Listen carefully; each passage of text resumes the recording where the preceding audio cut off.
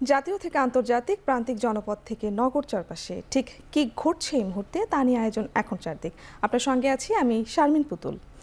ডাকসু ও হল সংসদ নির্বাচনের ভোট গ্রহণের জন্য ৮টি কেন্দ্র ইতিমধ্যেই প্রস্তুত করা হয়েছে। প্রায় ৪০,০০০ শিক্ষার্থীর জন্য কেন্দ্রগুলোকে মোট ৮১০টি বুথ স্থাপন করা হয়েছে। সকালে টিএসসি কেন্দ্র পরিদর্শন করেন রিটার্নিং অফিসার অধ্যাপক নাসরিন সুলতানা।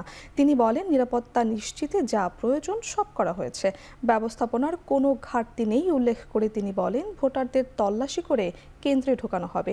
কিভাবে ভোট দিতে হবে সেই পদ্ধতিও জানান তিনি। এদিকে নির্বাচনকে কেন্দ্র করে পরিস্থিতি সুন্দর ও স্বাভাবিক রাখতে সর্বোচ্চ নিরাপত্তা জোরদার করা হয়েছে বলে জানান ডিএমপির ডিসি মোল্লা আজাদ হোসেন। কোনো আশঙ্কা নেই উল্লেখ করে তিনি বলেন, বিশ্ববিদ্যালয়ের বিধি মোতাবেক বৈধ পাসধারী ছাড়া কোনো বহিরাগতকে ক্যাম্পাসে প্রবেশ করতে দেওয়া হবে না। নিরাপত্তা নিশ্চিত করার জন্য যা প্রয়োজন, এই টিএসসির বাইরে 5টি আমাদের গেট আছে। সব গেটের জন্য আমরা ভিন্ন করে নতুন তালা কিনেছি। সে তালা দিয়ে তাকে আটকে আমাদের মতো বন্ধ করে রাখবো। পুরো জায়গাটাকে আমরা কর্ডন করবো। পিছনে যত ওয়ালগুলো আছে সেগুলোকে আমরা বাঁশ তারপরে কাপড় দিয়ে সেটাকে বেঁধে রাখবো, যাতে বাইরে থেকে ঢুকতেও না পারে, বেরোতেও না পারে। ভোর 6টা থেকে আমাদের সেই নিরাপত্তা পরিকল্পনা অনুযায়ী আমাদের ডিপ্লয়মেন্ট শুরু হয়ে গেছে ইতিমধ্যে। আর আমরা সর্বোচ্চ নিরাপত্তামূলক যে ব্যবস্থা, ঢাকা বিশ্ববিদ্যালয়ের এটি একটি গুরুত্বপূর্ণ নির্বাচন, তো সেই গুরুত্বের বিবেচনায় আমরা সর্বোচ্চ নিরাপত্তামূলক ব্যবস্থা সেটি গ্রহণ করেছি। নির্বাচনের প্রস্তুতির খবর জানাতে বিশ্ববিদ্যালয় ক্যাম্পাস থেকে যুক্ত হচ্ছেন সহকর্মী ফরহাদ বিন নূর। ফরহাদ, নির্বাচনের আগের দিন ক্যাম্পাসের পরিস্থিতি কেমন আছে জানাবেন এবং কেন্দ্রগুলির প্রস্তুতি কেমন চলছে বিস্তারিত জানাবেন।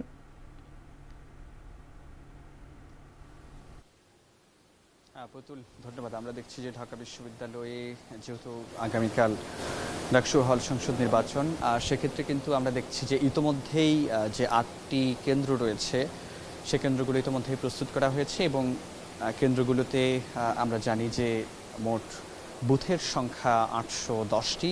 সেই বুথগুলো কিন্তু ইতোমধ্যেই এভাবে করেই প্রস্তুত করা হয়েছে। এবং একটি বিষয় যদি বলে রাখি যে আমরা জানি যেহেতু প্রায় 40,000 ভোটার রয়েছে, সেক্ষেত্রে কিন্তু 40,000 ভোটার হওয়ার কারণে কিন্তু আমরা জানি যে বুথের সংখ্যা কিন্তু আগের চেয়ে বাড়ানো হয়েছে। আগে যেখানে ছিল প্রথমে 500টি রাখা হয়েছিল, এরপরে সেটিকে বাড়িয়ে 710টি করা হয়েছিল। এরপরে আমরা সবশেষ যে সিদ্ধান্ত এসেছে সেখানে আরও 100টি বুথ বাড়িয়ে 810টি বুথ কেন্দ্র করা হয়েছে। আমরা ইতিমধ্যেই দেখছি যে ঢাকা বিশ্ববিদ্যালয়ের আমরা এই মুহূর্তে টিএসসি কেন্দ্রে রয়েছি, যেখানে ভোট দেবে রোকেয়া হলের 5,600 ভোটার এবং সবচেয়ে বড় কেন্দ্র কিন্তু এটাকেই বলা হচ্ছে, কারণ এখানে 120টি বুথ রয়েছে, সর্বোচ্চ বুথের সংখ্যা এই কেন্দ্রে। এবং একটু আগেও আমরা দেখেছি এখানে একজন রিটার্নিং অফিসার অধ্যাপক যিনি এসেছিলেন, তিনি বলেছেন যে পরিদর্শন শেষে তিনি বলেছেন যে সব রকমের নিরাপত্তা ব্যবস্থা জোরদার করা হয়েছে এবং শিক্ষার্থীরা যেন নির্বিঘ্নে নিরাপত্তায় যেন ভোট কেন্দ্রগুলোতে তারা ভোট প্রয়োগ করতে পারেন সে বিষয়টি বলেছেন। এবং বুথের সংখ্যা যেহেতু পর্যাপ্ত করা হয়েছে, সে কারণে কোনো যারা শিক্ষার্থী রয়েছেন, কোনো শিক্ষার্থীরই আসলে শেষ পর্যন্ত বিকেল 4টা নাগাদ সবাই যদি এই ভোট দিতে আসেন, কেউ বাদ পড়বে না, এটি তারা বলছেন। এবং আমরা দেখেছি ডিএমপির পক্ষ থেকে কিন্তু একটু আগে ব্রিফ করা হয়েছে। তারা ডিএমপির যে কর্মকর্তা রয়েছেন তারা বলেছেন যে বিশ্ববিদ্যালয়ের বিধি অনুযায়ী যেসব নিরাপত্তা জোরদার বিশ্ববিদ্যালয়ে রাখা উচিত, সব ধরনের নিরাপত্তা তারা জোরদার করেছেন। এবং আমরা জানি যে আজ রাত 8টা থেকে 10 তারিখ সকাল 6টা পর্যন্ত যে বিশ্ববিদ্যালয়ের যে 8টি প্রধান প্রবেশপথ রয়েছে সেগুলো বিশ্ববিদ্যালয়ের শিক্ষার্থী ছাড়া, বৈধ শিক্ষার্থী ছাড়া এবং বৈধ পাসধারী ছাড়া কেউ ভিতরে প্রবেশ করতে পারবে না, অর্থাৎ বহিরাগত প্রবেশে যে নিষেধাজ্ঞা সেটি কার্যকর করা হবে। এবং পুলিশও বলছে যে কোনো শঙ্কা নেই, নির্বিঘ্নে তারা এই নিরাপত্তা দিতে তাদের পক্ষে সম্ভব হবে বলে কিন্তু তারা জানিয়েছেন। তো এই ছিল আমার কাছে ঢাকা বিশ্ববিদ্যালয় থেকে ডাকসু ও হল সংসদ নির্বাচনের ভোট কেন্দ্র থেকে সবশেষ তথ্য। পুতুল। ডাকসু নির্বাচনের প্রস্তুতির সবশেষ খবর জানাতে ঢাকা বিশ্ববিদ্যালয় থেকে যুক্ত ছিলেন সহকর্মী ফরহাদ বিন নূর। প্রচারের 11তম দিনে ব্যস্ত সময় কাটাচ্ছেন ডাকসু নির্বাচনের প্রার্থীরা। এ বিষয়ে আরও জানাতে জাহাঙ্গীরনগর বিশ্ববিদ্যালয় থেকে যুক্ত হচ্ছেন সহকর্মী সিফাত শাহরিয়ার। সিফাত, আচরণবিধি লঙ্ঘনের কোনো অভিযোগ আছে কিনা এবং প্রার্থীরা কি কি প্রতিশ্রুতি দিচ্ছেন জানাবেন।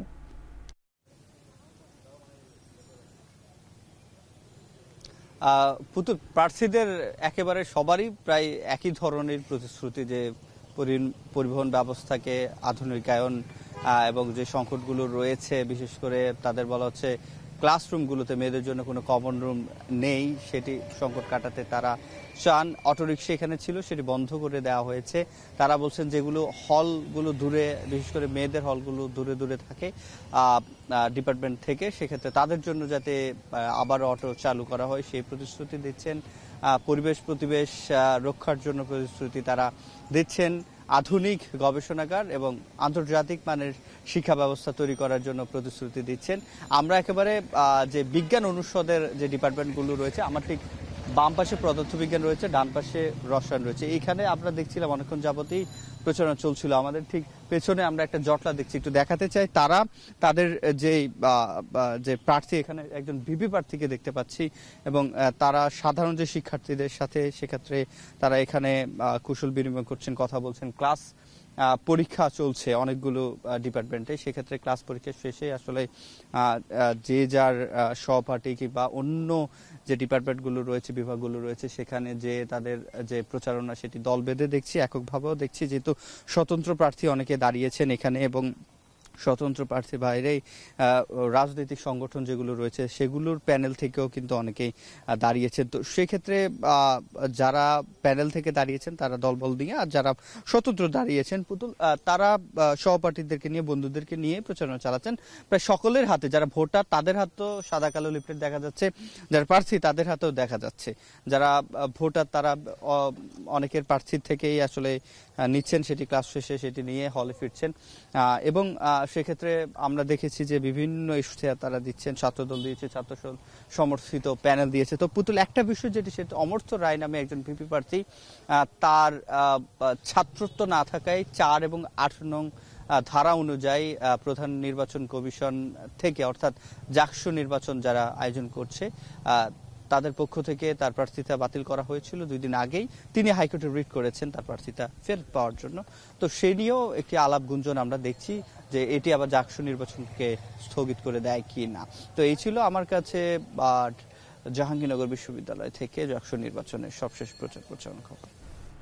জাকসু নির্বাচনের প্রচারণা খবর জানাতে জাহাঙ্গীরনগর বিশ্ববিদ্যালয় থেকে যুক্ত ছিলেন সহকর্মী সিফাত শাহরিয়ার।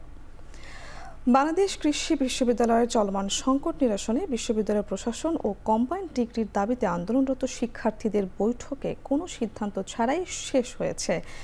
সকাল 11:30টায় বিশ্ববিদ্যালয়ের ছাত্র বিষয়ক উপদেষ্টা অধ্যাপক ডক্টর মোহাম্মদ শহীদুল হকের নেতৃত্বে তার কার্যালয়ে বৈঠক শুরু হয়। প্রায় আধ ঘণ্টা ব্যাপী এই বৈঠকে অংশ নেয় কম্বাইন্ড ডিগ্রির দাবিতে আন্দোলনরত বেশ কয়েকজন শিক্ষার্থী। বৈঠকে তারা 6 দফার দাবি উপস্থাপন করে। এ সময় উপাচার্য সহ প্রশাসনের সাথে কথা বলে আজ রাতের মধ্যেই এই বিষয়ে সিদ্ধান্ত জানানো হবে বলে জানায় ছাত্র উপদেষ্টা। প্রশাসনের সিদ্ধান্তের পর বৈঠক করে এ বিষয়ে পরবর্তীতে সিদ্ধান্ত জানাবেন শিক্ষার্থীরা। তবে দুপক্ষই আশা করছে আলোচনার মাধ্যমে চলমান সংকট নিরসন হবে।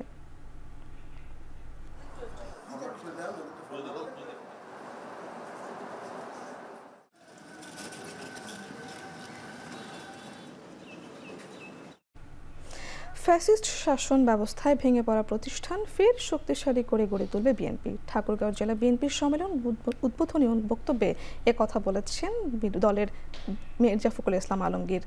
তিনি বলেন, এ সময় দলের সর্বোচ্চ নেতৃত্বের প্রতি পূর্ণ আস্থার কথা উল্লেখ করেন মির্জা ফখরুল। এদিকে প্রায় 8 বছর পর জেলা সম্মেলন আয়োজনে উচ্ছ্বাসিত দলের সর্বস্তরের নেতাকর্মীরা। সম্মেলনকে কেন্দ্র করে সকাল থেকে মিছিল সহ ঠাকুরগাঁও বড় মাঠে সমবেত হন তারা। সম্মেলনে ভার্চুয়ালি যুক্ত হয়ে প্রধান অতিথির বক্তব্য রাখবেন বিএনপির ভারপ্রাপ্ত চেয়ারম্যান তারেক রহমান। দলের গণতন্ত্রে জেলা কমিটি 151 সদস্যের হলেও কেবল 5টি পদের বিপরীতে মনোনয়নপত্র জমা দেন 11 জন। সভাপতি পদে এককভাবে মনোনয়নপত্র জমা দেন মির্জা ফখরুল ইসলাম আলমগীরের ছোট ভাই বর্তমান কমিটির সাধারণ সম্পাদক মির্জা ফয়সাল আমিন।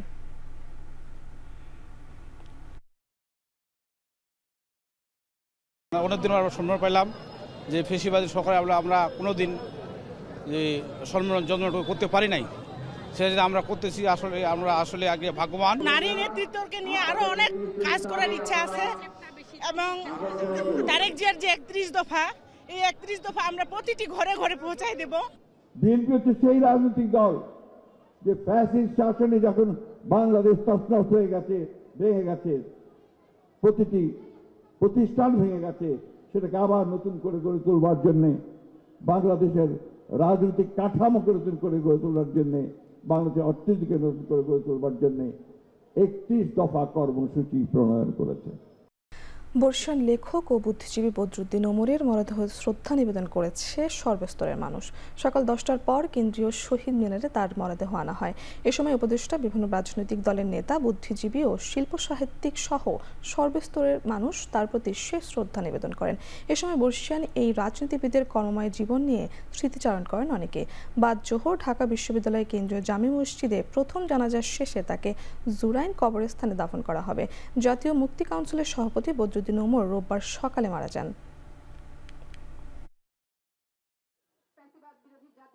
বাংলাদেশে প্রত্যেকটা সমাজে একজন মানুষ এরকম মানুষ থাকতে হয় যারা মানুষকে মেরুদণ্ড কাকে বলে, দৃঢ়তা কাকে বলে এবং জনগণের জন্য উৎসর্গিত জীবন যে একটা আনন্দের জীবন হতে পারে, তৃপ্তির জীবন হতে পারে, তার দৃষ্টান্ত হয়ে থাকবেন বদরুদ্দিন। ফ্যাসিবাদের বিরুদ্ধে তার যে লড়াই, তার যে চিন্তা, সেটা অবশ্যই বাংলাদেশের তরুণ প্রজন্ম, বাংলাদেশের মানুষকে অনুপ্রাণিত করেছে, ভবিষ্যতে করবে। শ্রমজীবী মানুষের কথা তিনি বলেছেন, সবসময় শ্রমজীবী মানুষের রাজনীতির পক্ষে। 24-এর পরে দেখেন আজকে সবচেয়ে প্রাসঙ্গিক বুদ্ধিজীবী হয়ে উঠেছেন বদরুদ্দিন ওমর, এবং এটা হয়ে ওঠার পেছনে মূল কারণ উনি ওনার ইতিহাস রচনায় ইতিহাস কল্পনার আশ্রয় নেননি এবং উনি কোনো হেজিমনিকে খুশি করতে চাননি। উনাকে আমরা গভীরভাবে ওনার অভাব বোধ করব। ওনার বইগুলো আমাদের পাথেয় হয়ে থাকবে। নির্বাচনকে কেন্দ্র করে আসন বিন্যাসের অংশ হিসেবে বাগেরহাট জেলার 4টি আসন থেকে একটি আসন কমিয়ে দিয়েছে নির্বাচন কমিশন। এর প্রতিবাদে সকাল সন্ধ্যা হরতাল পালন করছে সর্বদলীয় ঐক্য পরিষদের নেতাকর্মীরা। হরতাল আর বিক্ষোভের মুখে পড়ে বাগেরহাটের মহাসড়কে আটকে আছে শত শত যানবাহন। বন্ধ রয়েছে জেলার বেশিরভাগ দোকানপাট। তালা ঝোলানো হয়েছে জেলা নির্বাচন অফিস সহ সরকারি বেসরকারি নানা প্রতিষ্ঠানে। এতে ভোগান্তিতে পড়েছে হাজারো মানুষ। তবে অনেকেই এ দাবির সাথে একমত পোষণ করেছেন। রাজনৈতিক দলের নেতাকর্মীরা বলছেন, একটি আসন কমিয়ে বাগেরহাটবাসীর সাথে অন্যায় করা হয়েছে। দ্রুত এ সিদ্ধান্ত থেকে নির্বাচন কমিশনকে সরে আসার আহ্বান জানান তারা। এছাড়াও কমিশনের এই সিদ্ধান্তের বিরুদ্ধে মামলার প্রস্তুতি নেওয়া হচ্ছে বলেও জানিয়েছেন তারা।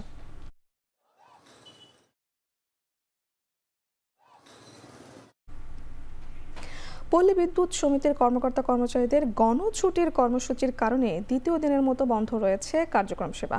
কর্মসূচির কারণে নেত্রকোনায় কাজে যোগ দেয়নি পল্লী বিদ্যুৎ কর্মকর্তা কর্মচারীরা।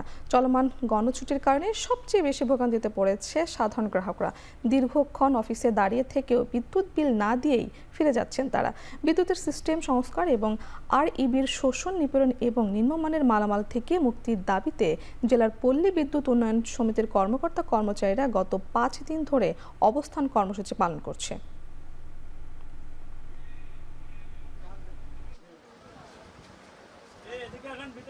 সাবেক সচিব আবু আলম শহীদ খানকে গ্রেপ্তার করেছে ঢাকা মহানগর গোয়েন্দা ডিবি পুলিশ।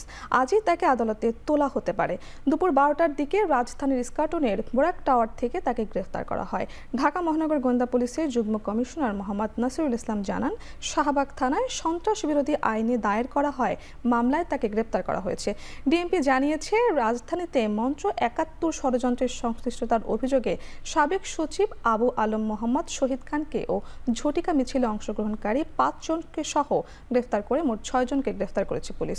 1996 থেকে 2001 সালের আওয়ামী লীগের সরকারের সময় প্রধানমন্ত্রীর উপপ্রেস সচিবের দায়িত্ব পালন করছেন আবু আলম মোহাম্মদ শহীদ খান।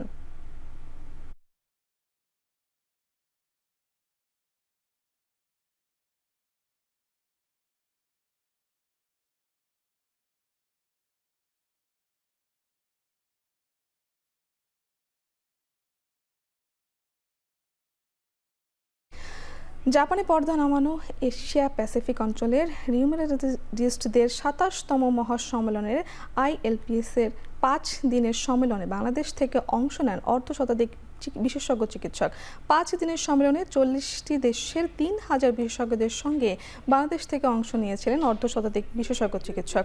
রিউমাটোলজিস্টদের সঙ্গে যুক্ত হয়েছিলেন internal medicine, physical medicine, orthopaedic surgeon ও ফিজিওথেরাপিস্ট, প্রায় 7,000 ধরনের ব্যথার ব্যথার রোগের সর্বাধুনিক চিকিৎসার গাইডলাইন ও কলাকৌশল জানাতেই চিকিৎসকরা বছরব্যাপী অপেক্ষায় থাকেন। কয়েকটি বিরল রোগ সহ ব্যথার রোগীর সুরক্ষা গবেষণাপত্র উপস্থাপন করেন বেশ কয়েকজন বাংলাদেশি চিকিৎসক।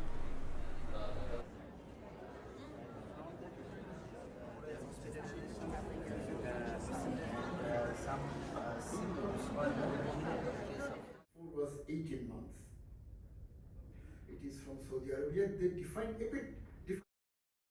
শুধুমাত্র রিউমাটোলজি না, যেমন কার্ডিওলজি, তারপরে রেসপিরেটরি মেডিসিন, এন্ডোক্রাইনোলজি, গাইনিকোলজি, সব সাবজেক্টের জন্যই কিন্তু বিজ্ঞানের সঠিক প্রয়োগটা কী হবে এবং সেটাকে কীভাবে কাজে রূপান্তরিত করা হবে, গোটা ব্যাপারটাকে রেগুলেট করা, নিয়ন্ত্রণ করা এবং সুচারুভাবে সম্পন্ন করার জন্য প্রত্যেক সাবজেক্টের একটা নিজস্ব আন্তর্জাতিক সংস্থা থাকে। এখান থেকে এসে গবেষণার আইডিয়াগুলো দেখি এবং রিসার্চের যেই জায়গাগুলো দেখা যায় যে নতুন নতুন ধরনের গবেষণার ফলাফল এবং আবিষ্কার, সেগুলো সম্পর্কে জানা যায়। অল্প সময়ের মধ্যে বেশি জ্ঞান অর্জন করার জন্য প্লাস বিভিন্ন এক্সপার্টদের সাথে মত বিনিময়ের মাধ্যমে এবং তাদের প্রেজেন্টেশন থেকে আমরা নতুন নতুন রোগ সম্পর্কে জানতে পারি এবং তাদের ট্রিটমেন্ট সম্পর্কে। একের পর এক বোমা হামলায় গাজা সিটির বহুতল ভবনগুলো গুঁড়িয়ে দিচ্ছে ইসরায়েলি সেনারা। গত 3 দিনে প্রায় অর্ধশত ভবন ও টাওয়ার ধ্বংস করেছে তারা। এছাড়াও গত 24 ঘন্টায় IDF এর হামলায় নিহত হয়েছেন অন্তত 65 ফিলিস্তিনি। এর মধ্যে গাজা সিটি থেকে ফিলিস্তিনিদের অন্যত্র সরিয়ে নিয়ে যাওয়ার নির্দেশ দিয়েছে তেল আবিব। এই পরিস্থিতিতে গাজায় শীঘ্রই যুদ্ধবিরতির চুক্তির কথা জানান মার্কিন প্রেসিডেন্ট ডোনাল্ড ট্রাম্প। তবে জিম্মিদের মুক্তি দিতে হামাসকে শেষবারের মতো সতর্কও করেছেন তিনি। নিউ ইয়র্কের সফর শেষে ওয়াশিংটন পৌঁছলে সাংবাদিকদের প্রশ্নের এ কথা বলেন ট্রাম্প।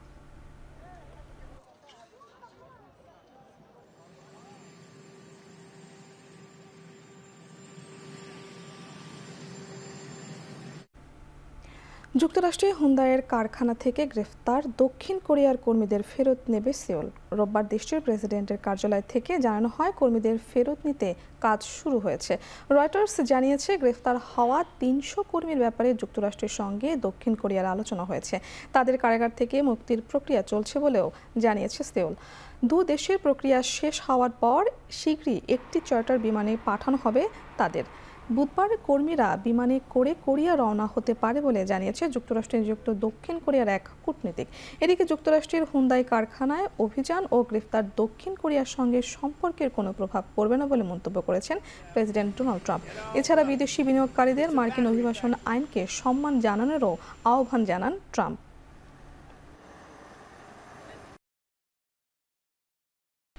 শেষ করছি এখন চারদিক। ধন্যবাদ সবাইকে।